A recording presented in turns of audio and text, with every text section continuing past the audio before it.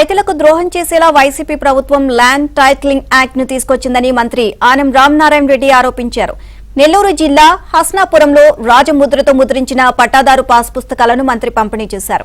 2019 ఎన్నికలకు ముందుకు 35 లక్షల మంది రైతుల పాస్ పుస్తకాలను మార్చేశారని ఆగ్రహాన్ని వ్యక్తం చేశారు.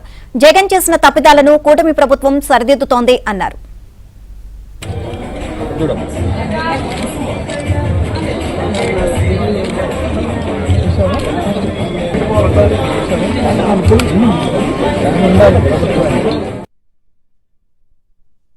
గతంలో మోసగింపబడ్డటువంటి 35 లక్షల రైతు కుటుంబాలని ఆదుకునేటువంటి కార్యక్రమాన్ని మొదలుపెట్టాం.